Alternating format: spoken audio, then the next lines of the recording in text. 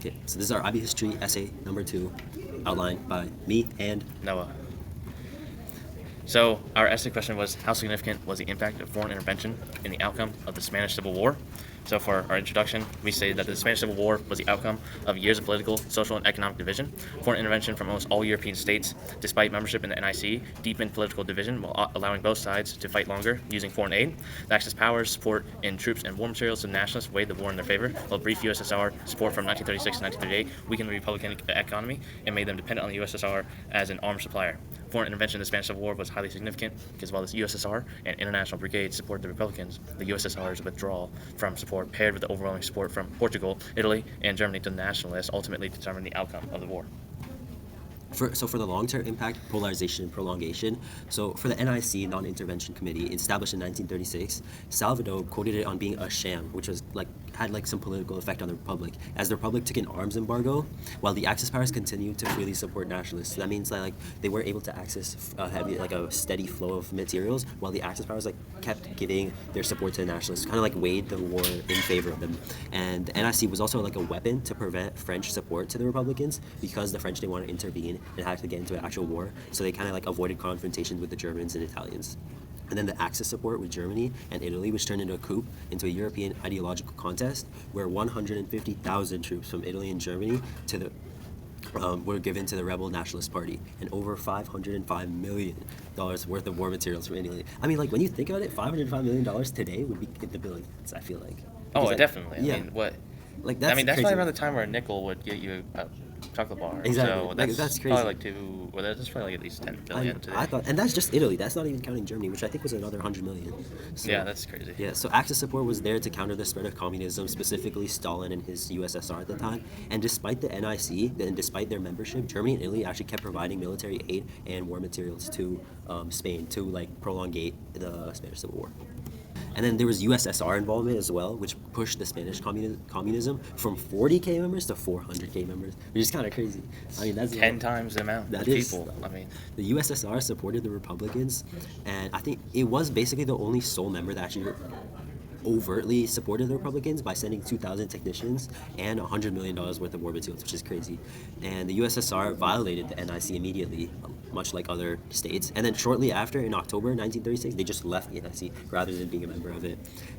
They did this they supported the Republicans to promote communism, as they couldn't afford another fascist state because of the war, kind of ideological war between fascism and communism at the time. So they couldn't really afford Spain becoming another fascist state, so that's why they sent sent support to Republicans. And then there was the International Brigades, which was 35,000 volunteers from around the world. So due to Germany and Italy ignoring the rules of the NIC, Stalin organized the transport of international volunteers and weapons to Spain. And France, obviously being subtly pro-Republican while not offering overt support, they allowed citizens to join the international brigades, which kind of reflected again its subtle support, although it was a member of the NIC. And there were also the international brigades supported the Republican morale, as volunteers from around the world, even from the U.S., came to support Spain. So for some of the short-term strategic effects and what each side received, for the Axis Italy, they gave to Spain around 70 to 75,000 troops, 800 aircrafts, 150 tanks, as well as some air and naval significance throughout the country. Mm-hmm. And through these, the Italian bombers, they were able to attack Spanish cities and help the nationalists gain air superiority, with Mussolini's aim to expand influence in the Mediterranean and strengthen Italy and Germany's relationship through the war. On the other hand, Germany, they gave 10,000 troops, and they also helped the airlift of the army from Franco's army from Africa during July 1936, and this was through the Condor Legion. This prevented nationalists from collapsing and gave them experienced soldiers plus better air superiority. As for Portugal provided 20,000 troops, and then they were the only uncompromised NIC member. So yeah, they supplied 20,000 troops and allowed nationalists to move supplies through Portugal, which helped sustain nationalist supplies. Mm-hmm. And they were the only member of the NIC that openly supported Franco.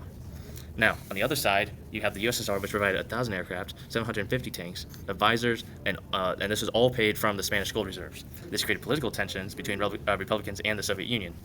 So the Republic had to pay, and eventually the USSR withdrew in June of 1938. The Western democracies followed non-intervention, which restricted Republican aid, and the USSR stopped aiding Republicans in June 1938, leaving Republicans alone without any material supplier. Mm-hmm. So on the other side, nationalists kept getting aid from Portugal, Italy, and Germany, which created a big imbalance in the outcome of the war, as the nationalists were heavily in the favor to win as compared to the Republicans. I mean, like, crazy how you see that. Like, on one side, you have the Republicans getting aid only from USSR, and even then, the USSR withdrew all of its support in 1938. And then on the other hand, you just have the nationalists, which are getting support from all the Axis powers and getting so much support from Italy, especially Italy, because of its ideals to have influence in the Mediterranean. I also feel like things like Russia, Russia, USSR at the time, was like, it's so far compared to Spain. Like, you see a lot, like, there's so many countries in between. So I feel like, yes, kind of makes sense that they withdrew because, like, it's so far. And also, Spain was paying for the help from USSR. So it wasn't even free like how Italy and the other Axis powers gave. So it's kind of crazy. Crazy imbalance. So the impact on the outcome of the final campaigns and non-intervention. So the German airlift in 1936, where Hitler learned through his air transportation of Franco's forces to the mainland that the air power of Germany was capable of transporting ground troops in blitzkrieg. Nicknamed Operation Magic Fire, the transportation of Franco's forces from Morocco to Spain was the first major military airlift. Franco would have been unlikely to cross without German intervention, as the Spanish Navy, staying loyal to the Republic, blockaded the Strait of Gibraltar. So instead of just go swimming, or not swimming, but taking a boat quickly exactly. over They the just strait. literally airlifted over, and literally the Navy couldn't do anything. That's crazy. Imagine just watching them fly over. So the Battle of Guadalajara was a major Spanish Civil War conflict in which Republican forces and international brigades somehow defeated a large Italian offensive. So, I mean, it's crazy how, even though we just talked about how much support the nationalists were getting, the international brigades and the Republicans still somehow defeated them. This battle highlighted the ineffectiveness of the Italian forces when faced with organized resistance, and it ultimately solidified the role of international brigades in conflict. So I feel like it also kind of motivated or kind of boosted their morale to actually get more volunteers, especially for the international brigades, which kind of prolongated the war, even though they ended up losing. And I also think it just, as it said, I think it just shows how Mussolini and Italy were just completely unprepared for war. So the Soviet withdrawal in 1938, when Stalin ordered the withdrawal of Soviet troops in 1938, as the Republic seemed to be losing the Western powers, were set on appeasing dictators. Withdrawal was aided by the Britain's sacrifice of Czechoslovakia in September 1938, leading to the Nazi-Soviet pact the following year. Stalin's withdrawal from the Republic aided in its collapse, but it was not the sole reason, as it untimely coincided with the growing of nationalistic strength, ultimately causing the Republican defense to crumble. So when Britain created the NIC, they created it in fear that the war would spread into a larger European conflict. So similar to similar to the First World War, I believe, where it was just a giant war. They obviously no country would want to have that again, especially so close to so close to the First World War. So Germany, Italy, and the USSR all ignored the NIC. And then when Britain aided the nationalists in their NIC policies, even though they were literally non-interventionist committee, allowing aid to nationalists and the ability to use Gibraltar as a communications base. And in December 1936, Britain signed an agreement which allowed British companies to conduct trade with the nationalists. So they kind of boosted their economy and gave them subtle money supply through those companies, even though they said that on paper they weren't supporting. You could see behind the scenes. Behind the scenes, yeah, you could see that they were. It was pretty clear. And Britain's policies in Spain led to them being sacrificed to the policy of appeasement, as Britain wanted to avoid a general war and did not want to damage their relations with Italy and Portugal.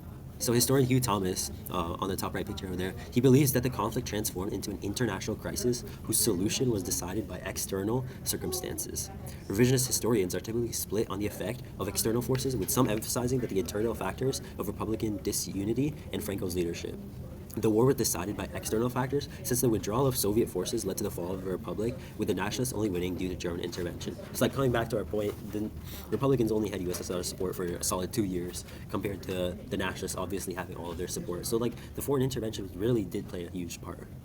Exactly, and I mean, yeah, and in our conclusion here, the foreign intervention in the Spanish Civil War was more significant than often claimed because of the aid provided to the nationalists, which heavily tilted the war in their favor. Foreign intervention allowed both sides to continue fighting a prolonged war while a steady flow of support came from outside. However, while the Republican Party was supported by the USSR, the demands made by the nation in wanting its payment to be taken out of the gold reserves, as well as its withdrawal of support in 1938, weakened the Republican economy. However, on the contrary, the nationalists had the Axis powers aiding them throughout the entirety of the war, which came in the form of troops, air support, and war materials, and leading to this imbalance in support, which changed the outcome of the war, as it would have been far different, or it could have potentially been far different, without any foreign intervention, as each side would have had a lot more hills to get over and just obstacles. Yeah. Obstacles. Of course, yeah. All right, here we go.